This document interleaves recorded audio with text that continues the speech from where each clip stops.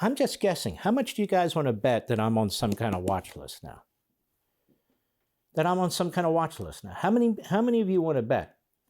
The New York Times calls me far right. A few months ago, the New York Times tried to tie me in with the Proud Boys. I don't know anything about the Proud Boys. They got a letter from my lawyer.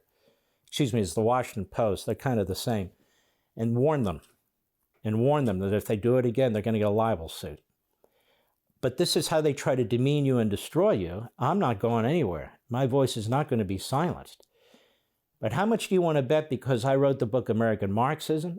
In Chapter 7, I talk about things that we can do, including attending board meetings, including attending ways to go after the union through the tax code, Freedom of Information Act requests, and so forth and so forth.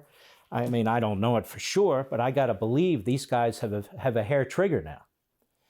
And so this is a red line for all of us who believe in liberty and all of us who believe that parents and taxpayers should have the primary say on what goes on in our classrooms. Because make no mistake about it, these are Democrat board members working with the teachers' unions, pulling in the Biden FBI and the Biden Department of Justice and the Biden-appointed U.S. attorneys to get involved to intimidate parents and others who seek to protest what's going on in their classrooms that they pay for with the employees whose salaries they pay and whose benefits they pay, and the school board members who are responsible to them. This is an effort, a bald-faced effort at intimidating parents and taxpayers. And let me tell you something else. This is a further propaganda effort to smear everybody with this January 6th insurrection stuff. So in the Department of Justice, where there are radical, hardcore leftists and Marxists that have been appointed to all the top positions there, Criminal Division, Civil Rights Division, the Deputy Attorney General, the Associate Attorney General, and the Attorney General, who was a fraud, never a moderate. This is an effort for them to use the resources of the federal government to shut down opposition to critical race theory and genderism. This is an effort to paint everybody as a white supremacist or a Trump supporter and so forth and so on. That is what's going on here. That's why they've used January 6th. That's why January 6th is so important to them, where they keep calling it an insurrection when in fact it was not. Even the FBI had to issue something late on a Friday afternoon about a month ago saying they don't have any evidence that there was a planned insurrection.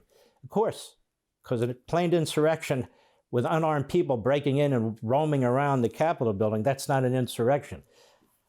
I'm not saying it's proper, but it's certainly not an insurrection.